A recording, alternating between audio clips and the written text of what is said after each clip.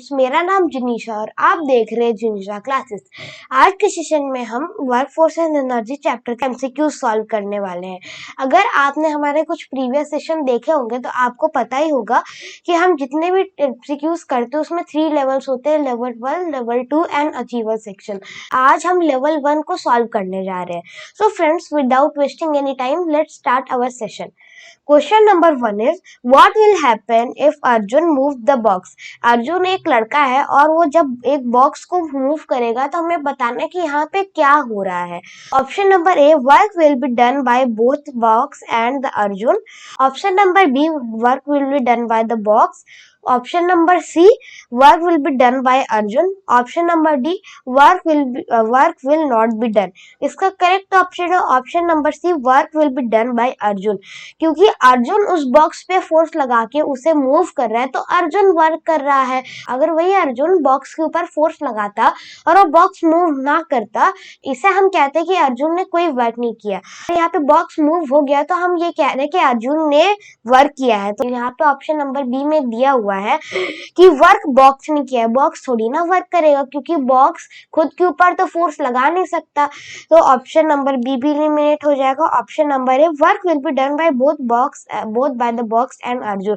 तो box and Arjun दोनों एक साथ वर्क नहीं कर सकते। ऑप्शन नंबर ए भी एलिमिनेट हो गया and option number D, work will not be done. अगर यहाँ पे बॉक्स की कोई मूवमेंट ना होती तो हम कहते कि यहाँ पे कोई वर्क नहीं हुआ, पर यहाँ पे बॉक्स मूव हुआ है तो हम ये नहीं कह सकते कि यहाँ पे कोई वर्क नहीं हुआ है। यहाँ पे वर्क हुआ है जो कि अर्जुन ने किया है और ये एक्सप्लेनेशन दिया हुआ है ऑप्शन नंबर सी में, work will be done by Arjun. Question number 2, chemical energy is possessed by which one of the following object। हमें यहाँ पे 4 ऑब्जेक्ट दिए हुए हैं, हमें इनमें से बताना है कि कौन सा ऑब्जेक्ट केमिकल एनर्जी possess करता है। Option number A, pendulum. Option number B, statue. Option number C, battery and option number D, water. तो इसका करेक्ट ऑप्शन है ऑप्शन नंबर सी, बैटरी। इन सभी में से केमिकल एनर्जी बैटरी इसी वजह से पोजेस कर रहा है क्योंकि इन सब में कोई केमिकल नहीं है, पर बैटरी में केमिकल होता है। आप अपने मोबाइल की बैटरी का एग्जांपल ले सकते हैं, तो हम उसे लिथियम आयन बैटरी कहते हैं। उसे हम लिथियम आयन बैटरी इस वजह से कहते हैं क्योंकि उसमें एक केमिकल होता है लिथियम। तो इसके अंदर लिथियम है, लिथियम एक केमिकल है, तो वो बैटरी पोजेस करेगी केमिकल एनर्जी। ऐसे ऑब्जेक्ट जिनके अंदर केमिकल होता है तो वो केमिकल एनर्जी पोजेस करते हैं। तो हमसे इसमें पूछा गया था कि कौन सा ऑब्जेक्ट केमिकल एनर्जी पोजेस करता है, तो वो है option number C, battery. Question number 3, solar cooker uses dash energy to cook food.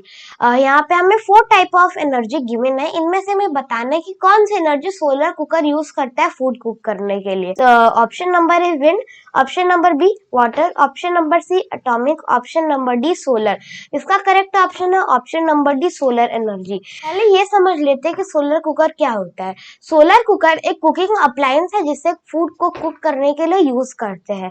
तो सोलर कुकर सोलर एनर्जी को यूज करता है फूड कुक करने के लिए।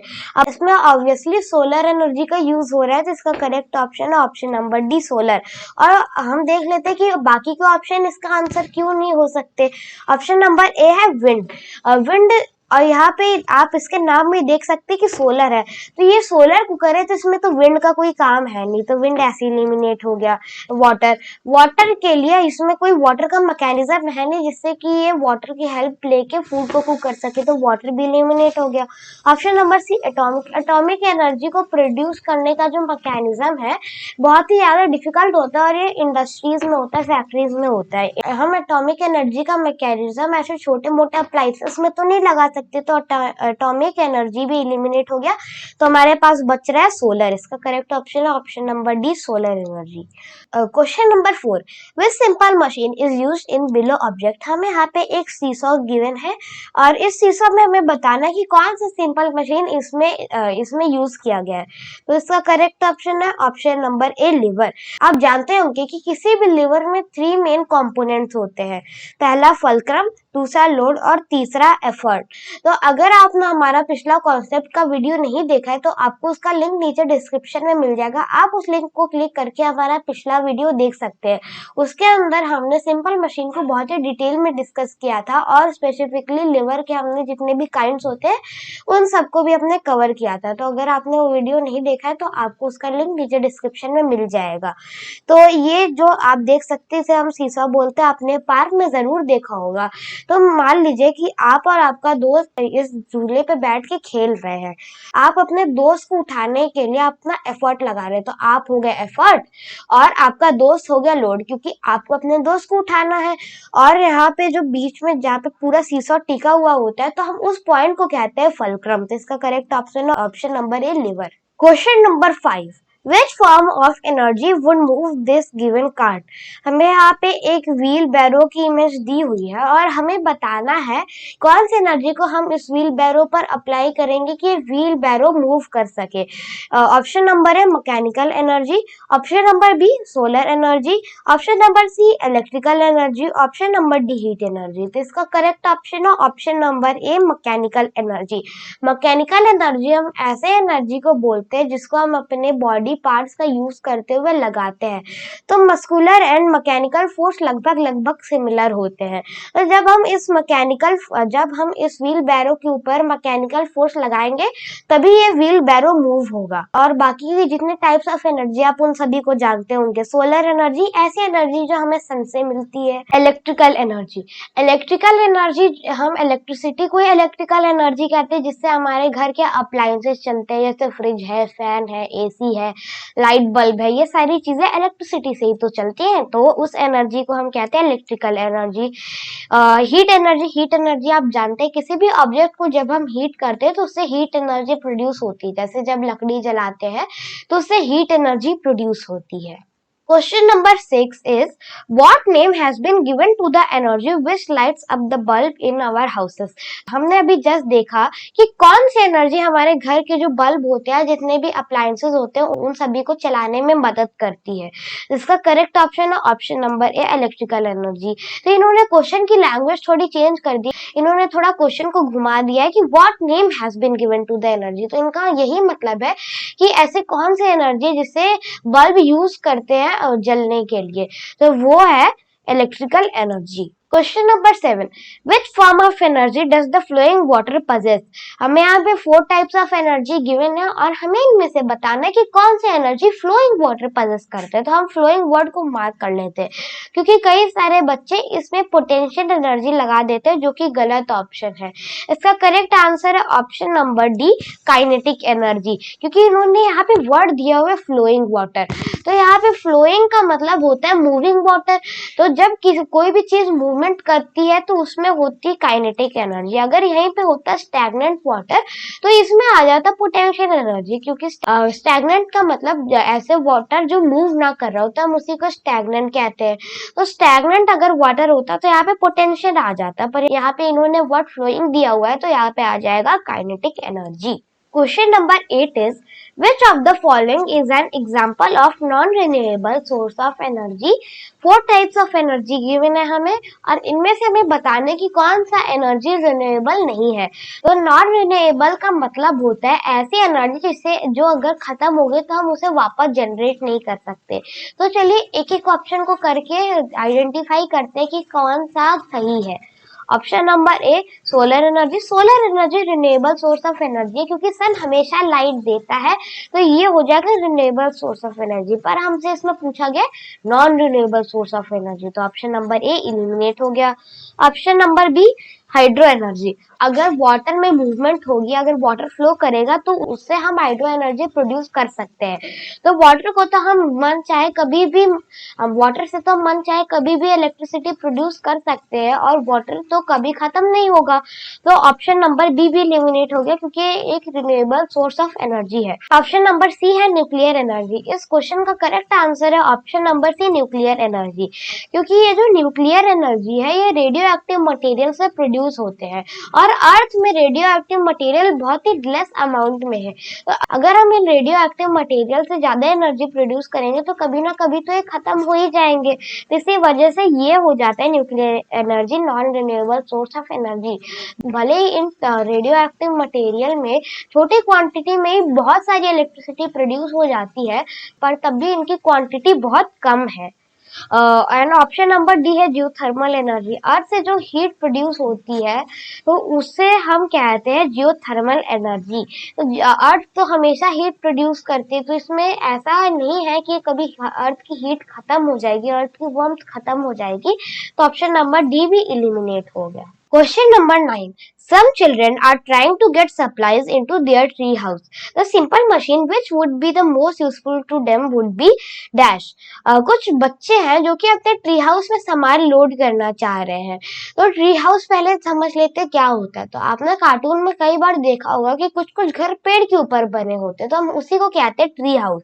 तो कुछ बच्चे ट्री हाउस में सामान लाना चाह रहे हैं पर उन्हें दिक्कत आ रही है। तो हमसे इसमें पूछा जा रहा है कि इन बच्चों के लिए सबसे ज्यादा हेल्पफुल कौन सा सिंपल मशीन हो सकता है।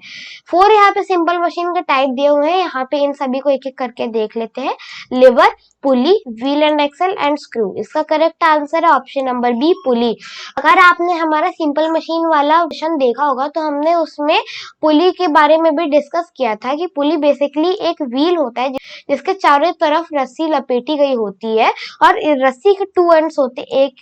एक एंड होता है जिसमें सामान बांधा जाता है और एक एंड होता है जिसे हम खींचते हैं। तो उन बच्चों को जो भी सामान चाहिए वो इस एंड पे रस्सी पे बांध सकते हैं और दूसरे एंड से जब ये खींचेंगे तो इन्हें कंपेरेटिवली लेस फोर्स लगाना पड़ेगा जितना इन्हें सामान ऊपर तक चढ़ाने में मेहनत लग रही है। तो इनके लिए सबसे ज्यादा यूजफुल हो जाएगा option number B, pulley. Question number 10. Work is set to be done when dash. हमने क्वेश्चन नंबर 1 में देखा था कि वर्क क्या होता है, तो हमें इनमें बताना है 4 ऑप्शन जो दिए हुए हैं कि कौन सी सिचुएशन में वर्क हो रहा है। Option number A, we use force to move an object from its position. Option number B, a bucket is lifted. Option number C, leaf falls from a tree. Option number D, both A and B. तो इसका correct option है option number D, both A and B, क्योंकि इसमें option number ए में force की definition दी हुई है और ऑप्शन नंबर बी में फोर्स का एग्जांपल दिया हुआ है। तो इन्होंने क्या डेफिनेशन दी है, we use force to move an object from its position. तो हम जब फोर्स लगाते हैं और वो ऑब्जेक्ट अपनी पोजीशन से मूव कर जाते हैं तो हम उसी को वर्क कहते हैं। और यहाँ पे एग्जाम्पल है कि जब हम एक बाल्टी को उठाते हैं तो वो भी वर्क ही हुआ क्योंकि बाल्टी ने अपनी पोजीशन चेंज की है। तो ये option number A and B दोनों करेक्ट हो जाएगा। तो हम देखा कि इसका करेक्ट ऑप्शन है option number D, both A and B. Question number 11, हमें यहाँ पे 2 स्टेटमेंट दिए हुए हैं, इनमें से बताना है कि कौन सा स्टेटमेंट करेक्ट है। Statement number 1, energy is the ability to do work. ये स्टेटमेंट नंबर 1 करेक्ट है तो हम इसके आगे टिक लगा लेते हैं। Statement number 2, energy is the exerted force on a body. तो ये स्टेटमेंट इनकरेक्ट है तो इसके आगे क्रॉस लगा लेते हैं। अभी देखते हैं कि स्टेटमेंट इनकरेक्ट है क्यों। Energy is the exerted force on a body, तो ये कह रहे हैं कि हम जब किसी भी ऑब्जेक्ट पर फोर्स लगाते हैं तो उसी को हम कहते हैं एनर्जी। तो ये तो एनर्जी की करेक्ट डेफिनेशन तो है नहीं। एनर्जी की करेक्ट डेफिनेशन है the ability to do work. इसका मतलब है कि किसी भी वर्क को करने की जो क्षमता होती है उसी को एनर्जी कहते हैं। जैसे हमें कोई हैवी बॉक्स लिफ्ट करना है तो जब हमारे पास एनर्जी होगी तभी तो हम उस बॉक्स को लिफ्ट कर पाएंगे। तो यही होती है एनर्जी की डेफिनेशन। तो हमें बताना है कि कौन सा स्टेटमेंट करेक्ट है। तो इसका करेक्ट आंसर है option number C, statement number 1 is true and 2 is false. Question number 12. So which of the following statement is or are correct about simple machine? ये इसमें हमें बताना है कि जितने भी स्टेटमेंट दिए हुए इनमें से करेक्ट स्टेटमेंट कौन सा है सिंपल मशीन के बारे में। Option number A, it improves the movement of a machine. ये स्टेटमेंट इनकरेक्ट है क्योंकि सिंपल मशीन किसी भी वर्क को इजी बनाने के लिए होते हैं, पर इन्होंने कहा है कि किसी भी मशीन के मूवमेंट को इजी करने के लिए हम सिंपल मशीन का यूज करते हैं। तो ये ऑप्शन नंबर ए इनकरेक्ट है। Option number B, it helps in doing more work with less effort. इस क्वेश्चन का करेक्ट आंसर है option number B, it helps in doing more work with less effort. हम जो काम कर रहे हैं उसे और एफिशिएंट बनाने के लिए हम सिंपल मशीन का यूज करते हैं। जैसे हमें सब्जियां काटनी है तो सब्जियों को अगर हम नाइफ के हेल्प से काटे तो वो जल्दी कट जाएंगी एज कंपेयर टू हम किसी और चीज से काटे। और इसका एक और एग्जाम्पल है कि जैसे हमें पेपर काटना है तो पेपर अगर हम टीयर करेंगे तो वो इतने प्रिसीजन से भी नहीं कटेगा और हमें टाइम भी लगेगा पेपर टीयर करने में। अगर वही हम सीजर यूज करें तो हम प्रिसाइज तरीके से काट पाएंगे और हमारा वर्क जल्दी भी हो जाएगा। तो यह डेफिनेशन होती है सिंपल मशीन की। और बाकी के जो 2 ऑप्शन है इनको भी देख लेते हैं कि आखिर इनकरेक्ट है क्यों। Option number C, it changes the direction of force in all situation. जरूरी नहीं है कि ये सिंपल मशीन हर समय किसी भी मूविंग ऑब्जेक्ट की डायरेक्शन बदले। तो ऑप्शन नंबर सी इनकरेक्ट है।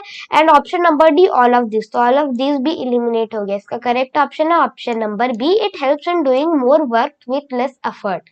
Question number 13, the given diagram belongs to which class of lever. हमें यहाँ पे एक स्टेपलर की इमेज दी हुई है और हमें बताना है कि लिवर की कौन सी क्लास से आता है। ऑप्शन नंबर है first class liver. First class lever ऐसा लिवर होता है जिसके अंदर फल्क्रम बीच में होता है और एक साइड होता है लोड और दूसरे साइड होता है एफर्ट। पर इसमें तो फल्क्रम बीच में है ही नहीं, इसमें तो फल्क्रम साइड में है। तो ऑप्शन नंबर ए इलिमिनेट हो गया। Option number B, second class lever. Second class lever ऐसा लिवर होता है जिसके अंदर लोड बीच में होता है और फल्क्रम और एफर्ट दोनों अलग अलग एंड्स पर होते हैं, पर इसमें तो बीच में लोड है ही नहीं। तो ऑप्शन नंबर बी भी एलिमिनेट हो गया।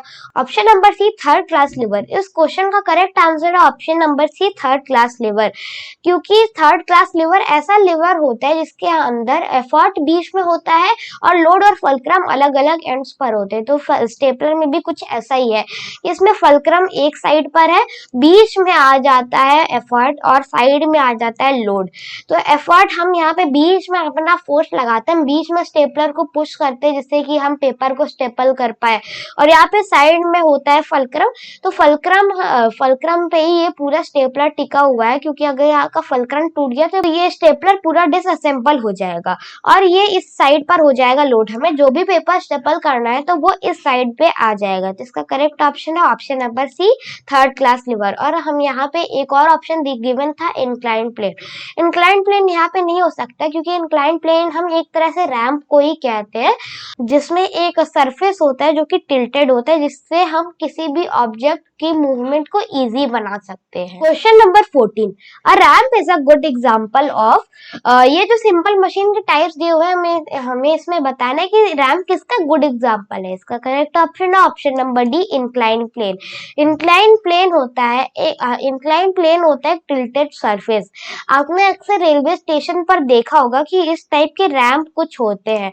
ये रैंप इस वजह से होते हैं कि हमारा जो हैवी लगेज है तो हम उसे इजीली ड्रैग कर पाए, तो इसीलिए रैंप इंक्लाइन प्लेन का गुड एग्जांपल है। इसका करेक्ट ऑप्शन है option number D and incline plane. Question number 15, when a dry comb after combing the hair is brought near the tiny pieces of paper. अगर एक dry comb है जिससे हम अपना बाल झाड़ रहे हैं, तो अगर उस कंघी को हम पेपर के पीसेस के पास लाएंगे तो क्या होगा। Option number A, the paper pieces will get repelled due to magnetic force. Option number B, the paper pieces will get repelled due to electrostatic force. Option number C, paper pieces will get attracted to comb due to frictional force. And option number D, the paper pieces will get attracted and stick with the comb due to electrostatic force. इस question का correct answer है option number D, the paper pieces will get attracted and stick to the comb due to electrostatic force. तो आप भी अपने घर पे भी ट्राई कर सकते हैं कि आप एक ड्राई comb ले लीजिए और उससे अपना बाल झाड़िए, और जब आप उस कंघी को कुछ छोटे छोटे पेपर के पीसेस के पास लाएंगे तो वो पेपर के पीसेस उस कंघी से चिपक जाएंगे। आप सोच रहे होंगे ऐसा क्यों? ये इस वजह से होता है क्योंकि इलेक्ट्रोस्टैटिक फोर्स से वो चार्ज हो जाते हैं। तो जब वो चार्ज हो जाते हैं तो उन पेपर पीसेस को अट्रैक्ट करते हैं, तो ये इलेक्ट्रोस्टैटिक फोर्स की वजह से हो रहा है। इसका करेक्ट ऑप्शन है option number D, paper pieces will get attracted and stick with comb due to electrostatic force. Question number 16, हमें यहाँ पे 2 स्टेटमेंट दिए हैं, हमें इनमें से बताना है कि कौन सा स्टेटमेंट करेक्ट है। ये भी क्वेश्चन नंबर 11 की तरह ही है। Statement number 1, work is done when book is pushed across the table. Statement number 2, work is done when a heavy ball is pulled. Which of the following is correct about the given statement? हमें यहाँ पे 2 statement दी हुई है। तो statement number 1 है, जब एक book को टेबल के ऊपर पुश किया जाए और वो बुक मूव करे तो इसे हम वर्क कहेंगे। तो स्टेटमेंट नंबर 1 करेक्ट है। Statement number 2, work is done when a heavy wall is pulled. अब एक वॉल तो पुल हो नहीं सकती, पर इन्होंने कहा है कि वॉल पुल हो गई है, तो ये भी एक तरह का कहेंगे कि वर्क यहाँ पे हुआ है, तो इसमें हो जाएगा correct option number A, both statement are true. अगर यहाँ पे होता कि work is done when a heavy wall doesn't move, तो ये हो जाता स्टेटमेंट इनकरेक्ट। पर यहाँ पे इन्होंने कहा है कि ये वॉल पुल हो गई है, ये मूवमेंट कर रहा है, तो ये स्टेटमेंट इसी वजह से करेक्ट हो जाता है। Question number 17. While pulling the sledge in snow, the type of force that come in action is। आप स्लेज जानते होंगे कि जो स्नो में आपने देखा होगा कि एक गाड़ी होती है, लकड़ी की बनी हुई होती है, और उसे कुछ रेनडियर्स पुल करते हैं जिसके ऊपर सांता क्लॉज बैठे होते हैं, तो हम उसी को कहते हैं स्लेज। तो जब हम स्नो को स्लेज में पुल करते हैं, जब ये स्लेज को हम खींचते हैं, चलाते हैं, तो हमें बताना कि कौन सा इस स्लेज के ऊपर फोर्स लग रहा है। तो ऑप्शन नंबर ए, मैग्नेटिक फोर्स। यहाँ पे इन्होंने कोई मैग्नेट का तो डिस्क्रिप्शन दिया नहीं है, तो यहाँ पे मैग्नेटिक फोर्स वाला ऑप्शन एलिमिनेट हो गया। Option number B, gravitational force. Gravitational force earth पे जितनी भी चीजें उन सभी पर लगता है। ग्रेविटेशनल फोर्स तो वैसे सभी चीजों पर लगते हैं, तो ग्रेविटेशनल फोर्स भी एलिमिनेट हो गया, क्योंकि हमसे इसमें पूछा गया है कि कौन सा फोर्स इसमें पुल होते हुए लग रहा है। अगर ये स्लेज रुकी भी हुई होती तो इसमें ग्रेविटेशनल फोर्स लगता। तो option number C, frictional force. तो फ्रिक्शनल फोर्स इसका करेक्ट ऑप्शन है, क्योंकि जब हम उस स्लेज को स्नो में खींच रहे हैं तो उस स्लेज के ऊपर फ्रिक्शन लग रहा है। अगर वही फ्रिक्शन ना होता तो स्लेज आप थोड़ा सा भी खींचते तो आगे चलती जाती। तो इसी वजह से फ्रिक्शनल फोर्स इंपॉर्टेंट होती है। और यहाँ पे इलेक्ट्रोस्टैटिक फोर्स है। इलेक्ट्रोस्टैटिक फोर्स यहाँ पे नहीं आएगा, क्योंकि यहाँ पे किसी भी चीज के चार्ज होने का भी डिस्क्रिप्शन नहीं दिया है। Question number 18, what is a fulcrum. तो ये बहुत ही इजी सा क्वेश्चन है, अगर आपने कॉन्सेप्ट्स को अच्छे से समझा होगा तो ये आप क्वेश्चन इजीली कर पाएंगे। तो ये है fix point of a liver, जहाँ पे पूरा लिवर फिक्स्ड होता है, तो उसी पॉइंट को हम कहते हैं fulcrum. Question number 19, a sizzle is an example of. Sizzle को हम हिंदी में कहते हैं छेनी। तो छेनी को यूज करके हम पत्थर को इजीली तोड़ सकते हैं। ये एग्जाम्पल है वेज का, जो कि ऑप्शन नंबर डी में गिवन है, a wedge. Question number 20, we are able to stay on ground due to. हम अर्थ पे किस फोर्स की वजह से खड़े हो पाते हैं। ऑप्शन नंबर ए, बायंट फोर्स। तो बायंट फोर्स केवल वाटर पे एप्लीकेबल होता है। इन्होंने पूछा है कि हम धरती पे क्यों खड़े हो पाते हैं, तो बायंट फोर्स एलिमिनेट हो गया। इलास्टिक फोर्स, जो किसी भी ऑब्जेक्ट की इलास्टिसिटी होती है तो उसी से रिलेटेड होता है इलास्टिक फोर्स, पर ये इस क्वेश्चन से रिलेवेंट है नहीं, तो ऑप्शन नंबर बी भी एलिमिनेट हो गया। Option number C, gravitational force. इस क्वेश्चन का करेक्ट आंसर है option number C, gravitational force. हम ग्रेविटी की वजह से ही खड़े हो पाते हैं। अर्थ के ऊपर जितने भी ऑब्जेक्ट है उनके ऊपर ग्रेविटेशनल फोर्स लगता है, तो इसी वजह से वो अर्थ पे रह पाते हैं। क्योंकि अगर उन ऑब्जेक्ट्स के ऊपर ग्रेविटेशनल फोर्स नहीं लगेगा तो वो ऑब्जेक्ट इधर उधर स्पेस में जैसे ऑब्जेक्ट फ्लो करते वैसे ही वो इधर उधर फ्लोट करते रहेंगे। Question number 21, choose the incorrect statement about force. यहाँ पे फोर्स स्टेटमेंट दिए हुए, इनमें से हमें बताना है कि फोर्स के बारे में कौन सा स्टेटमेंट इनकरेक्ट है। तो क्वेश्चन के जो मेन कीवर्ड्स होते हैं हमें इनको मार्क कर लेना चाहिए, क्योंकि कई बार हम इन कीवर्ड्स को मिस कर देते हैं और क्वेश्चन हमारा गलत हो जाता है। जैसे इनकरेक्ट वाले जो क्वेश्चन होते हैं इनमें हम कई बार सोचते हैं कि करेक्ट स्टेटमेंट है, हमें बताना है, तो इसी वजह से हमारा कई बार क्वेश्चन गलत हो जाते हैं। तो इसी वजह से जैसे इनकरेक्ट है जहाँ पर, या नॉट एप्लीकेबल, इस टाइप के जो कीवर्ड्स है हमें इन सभी को मार्क कर लेना चाहिए, जिससे कि जो गलती के चांसेस है वो कम से कम हो जाए। Option number A, it can change the direction of a moving object. ये स्टेटमेंट करेक्ट है, इसमें हमें बताना है incorrect statement. It changes the shape of an object, ये भी करेक्ट है, हमें इसमें इनकरेक्ट बताना है। तो ये option number A and option number B eliminate होके इनको हम कट कर लेते हैं। Option number C, it can change colour of an object. इस क्वेश्चन का करेक्ट करेक्ट आंसर है option number C, it can change the colour of an object. हम फोर्स से किसी भी ऑब्जेक्ट का शेप चेंज कर सकते हैं, साइज चेंज कर सकते हैं, उसकी डायरेक्शन चेंज कर सकते हैं, पर हम उसका कलर नहीं चेंज कर सकते क्योंकि कलर तो प्री डिफाइंड होता है। तो कलर तो हम फोर्स लगा के किसी भी ऑब्जेक्ट का चेंज कर नहीं सकते। तो इसका करेक्ट ऑप्शन है option number C, can change the colour of an object, क्योंकि हमें इसमें बताना था कौन सा स्टेटमेंट फोर्स के रिगार्डिंग इनकरेक्ट है। Question number 22, choose the incorrect statement about the use of pulley. हमें बताना है कि यहाँ पे जो ऑप्शंस हैं इनमें से कौन सा स्टेटमेंट इनकरेक्ट है पुली के बारे में। ऑप्शन नंबर है, it is used to draw water from well, ये करेक्ट है। कुओं में पुली लगा होता है जनरली, जिससे कि हमें वाटर खींचने में ज्यादा फोर्स न लगाना पड़े। Option number B, it is used to staple a paper sheet. Stapler जो होता है ये लीवर का एग्जाम्पल है, पर यहाँ पे इन्होंने कहा है कि ये जो स्टेपलर है ये पुली का एग्जाम्पल है। तो ऑप्शन नंबर बी इनकरेक्ट है। क्वेश्चन का करेक्ट आंसर है option number B, it is used to staple a paper. Question number 23, an example of second class lever is. हमें यहाँ पे कुछ ऑब्जेक्ट का फिगर दिया हुआ है, इनमें से हमें बताना है कि कौन सा एग्जाम्पल है सेकेंड क्लास लीवर का।